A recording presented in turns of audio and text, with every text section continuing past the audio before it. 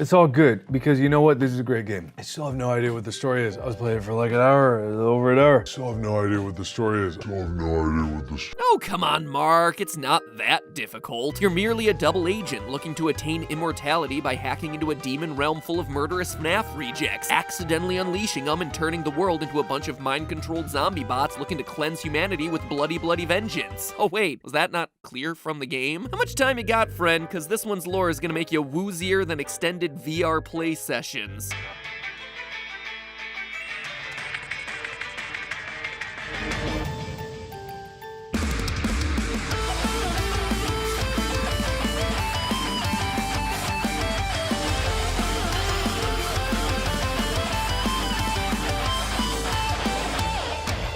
Hello, Internet! Welcome to Game Theory, the show that lives in the blurry borderlands between game and reality. Today's episode is all about the new, incredible VR title, Boneworks, developed by Stress Level Zero. If that studio name sounds familiar, well, it should. It's actually the same team that made Duck Season 2 years ago. You know, the VR Duck Hunt parody with more dead 80s kids than your typical FNAF game, and more hidden game lore than, well, your typical FNAF game. Go figure. And now it seems like they're back at it with even more tricks up their sleeves in Boneworks. On the surface, Boneworks appears to be a VR riff on Half-Life. First-person shooter? Check. Physics-based puzzles? Check. Crowbars, facehugger crabs, and a whole lot of orange? Big old check marks there. The only thing that we're missing is a gravity gun. Oh wait, but underneath, Stress Level Zero has created what's perhaps the most original, fascinating, and well-hidden game universe that we've seen in years. Perhaps a bit too well-hidden. You see, the surface level was all that some reviewers got out of their gameplay experience. When looking at reviews for Boneworks, you had people saying stuff like, the story is bare bones, and the lack of a meaningful story made Boneworks feel a little hollow. Definitely missed the opportunity for some calcium memes there, IGN. Boneworks is hollow, needs calcium. Suck. Dead memes aside, though, Boneworks is anything but hollow. In addition to being just a really tight VR shooter, it's also a game much bigger than what it appears, considering it plays a critical role in a massive multi-game mystery that Stress Level Zero has been laying out for us. And so that is what we start exploring today. The calcium-rich story skeleton of Boneworks, and how the whole thing ties together with a serial killer dog man haunting game cartridges in the 1980s. There is a lot to cover, so let's first start by simply addressing the story that we see in this single game. When you strip away all the melon belly and noodle dogs, at its core, Boneworks is about one man's quest to hack a game and achieve immortality. Now, we play as Arthur Ford, security director for Monogon Industries. We learn from an in-game timeline that Monogon is a video game company turned global corporate overlord. Back in the 1980s, they were a competitor in the console wars, but in the present day of Boneworks, either 1996 or 1997, they've not only pioneered advanced VR technology, but have also expanded into housing, nutrition, medicine. In short, Monogon is basically Nintendo if Nintendo grew up to be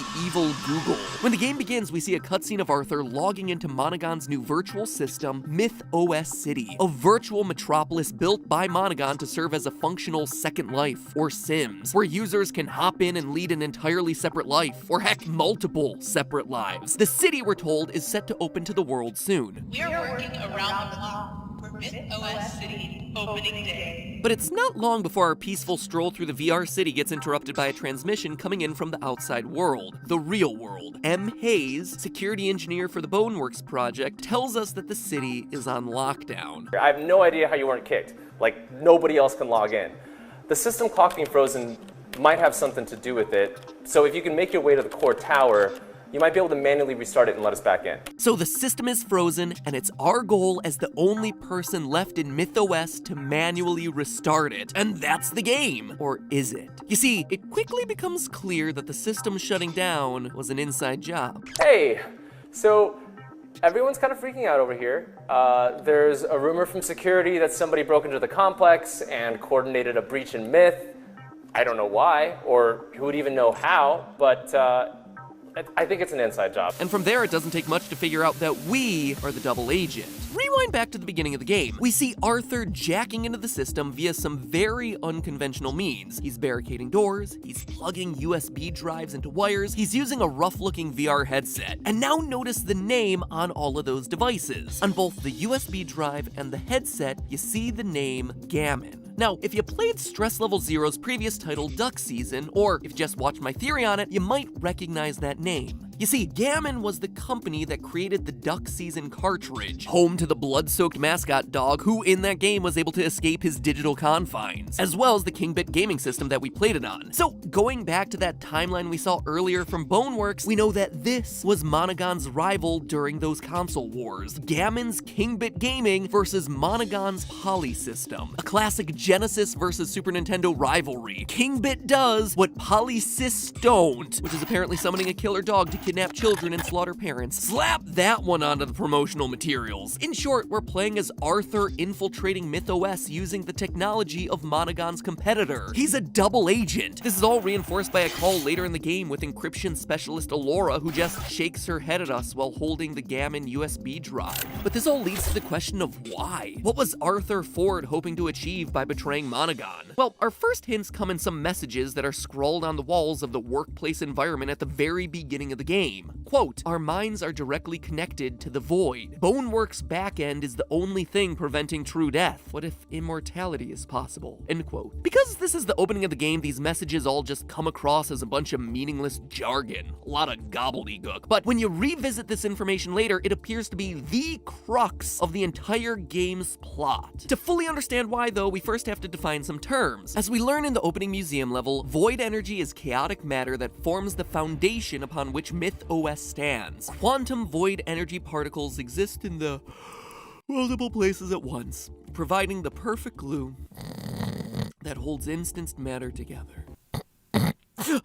Ugh, talk about your reality simulations. The game perfectly nailed the part of reality where I get bored halfway through reading a museum's description. So let me do my best to translate this. Basically, the void is some kind of magic energy source pocket dimension, or other plane of existence separate from reality that Monogon has somehow found a way to access. Based on how it's described here, I think it sounds a lot like the movie Inception. There, you descended down, deeper and deeper through different dream states. You would be active in the deepest layer, but you still existed on all the layers above you. You were in multiple places at the same time. That's why each layer needed what they called a kick to snap you awake and out of the layer directly below you. It seems like in Boneworks, the void functions in a very similar way. Notice that it says void energy exists in multiple places at once, meaning that when you're tapped into the void, you can be in different layers of reality simultaneously. That's why in the game's closing cutscene, we simultaneously exist inside the virtual world. We're watching this play out on a screen in the game, but we also see our bodies slumped over outside wearing the VR headset in the real world. It's just like sleeping in Inception, except here we're VR-ing. The Boneworks program then, not the game, but the actual in-game Boneworks project that Arthur Ford and his co-workers have built, is the layer between the void and the MythOS city. It's kind of like a protective barrier, so that if you die in the game, you don't die in real life.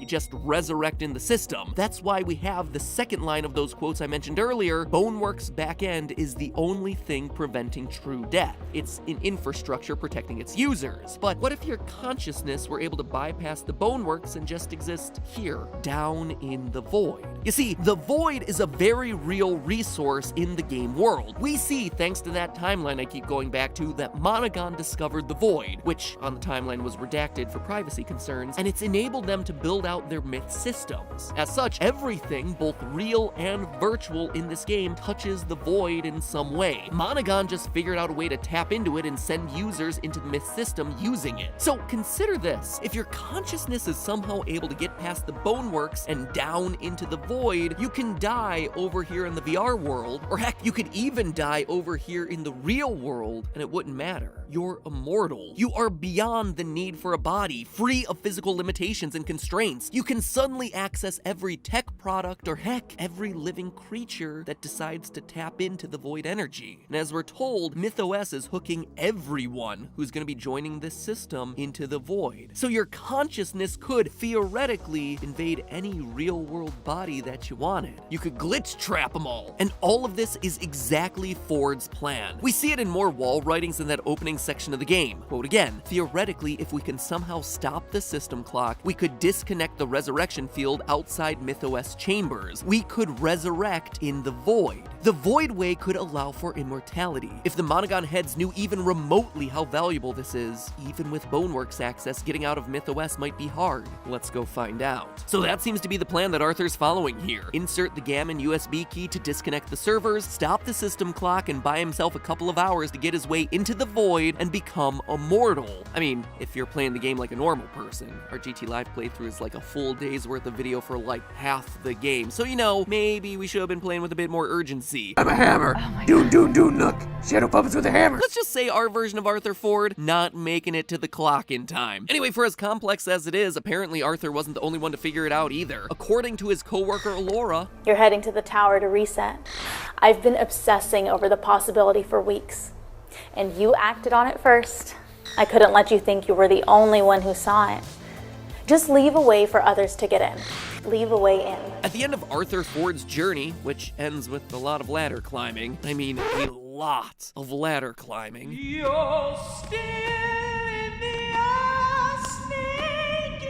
we witness two important moments. The first happens after finally reaching the time tower and resetting it. Arthur is transported to a dingy hallway with a VR headset warning him to avoid the void. He doesn't listen and instead follows a glowing purple being through a door that says "Welcome Home." On the door is the Boneworks logo, as well as a doorknob made from a familiar-looking baseball, one that's taken directly, signatures and all, straight out of duck season. We open the door, fall down, and are treated to a cutscene where we see ourselves wake up in the same room that we started the game, except now we're a virtual entity. Pick up the crowbar, hop back into the headset, and are transported to the final level of the game. Compare this cutscene then to the final one of the game. Arthur hops down into the void pit only to watch his body slumped over in a chair, still with his VR headset on. The crowbar still on the crate where we left it in the game's first cutscene. Men in hazmat suits and guns break into the barricaded room, only for the camera to pan back and reveal weird, floating, ghostly humanoid bodies. The scene cuts to black on the sound of gunshot. What we can assume is Arthur Ford's real-life body being shot. And yet we, as the player, as Arthur Ford, we continue to live on. We're still alive. The reason I call out these two scenes in particular is because together, they show that Arthur's plan worked. He's immortal now. The first sequence is him getting rebooted into the Boneworks plane. In resetting the time tower, he manages to break free of MythOS and become a separate entity beyond his physical body, one that's able to exist outside of a virtual headset, one that's able to pick up a crowbar and use it, which puts him one step away from the void. By diving once again deeper into the system, he's finally descending one more plane down. He's gone from MythOS down into the Boneworks, and now he's going from the Boneworks down into the void. Once there, his consciousness becomes immortal. He no longer needs his body in real life, nor his avatar in the game. He just exists as a consciousness. And as the floating bodies around him all throughout the ending show us, he's not alone. In fact, his meddling may have just unleashed the creatures that'll inevitably cause humanity's downfall, which honestly serves as a good segue to the next episode, where we learn more about the murderous cryptids and Stress Level Zero's next game. Remember, at the top of the episode I said that this game was all about a double agent looking to attain immortality by hacking into a demon realm full of mysterious FNAF rejects, accidentally unleashing them and turning the world into a bunch of mind-controlled zombie bots seeking to cleanse humanity with bloody vengeance? Well, we're currently up through double agent hacking into a demon realm, so for the rest, tune in later this week. Oh sure, as VR players, we all kind of wish this were real and we dream of uploading our consciousness into the world that we've created in VR, in turn making the ultimate immersive experience, but next time we find out the bloody consequences when we actually manage to do it. So make sure you subscribe to get notified of part 2 of this episode happening on Saturday. Also, just as a reminder, please give this video 5 stars when you see YouTube's little Yelp-like reviews showing up in your feed. It honestly helps way more than you know, and probably way more than it should, but that's YouTube in 2020, my friends. And with that, it's time to unplug for the day. Or can you? Are we all just part of a simulation now? I guess you could say that it's all just a theory. A game theory! Thanks for watching. Here's a theory for you. Slap a thumbnail and title onto this one. All VR games have the same plot, and it's about what happens if technology takes over your mind and or a program gets into your mind and suddenly you're like mindless because the VR headset got to you. But hey, that's just a theory, a game theory. Thanks for watching. Like, comment, subscribe.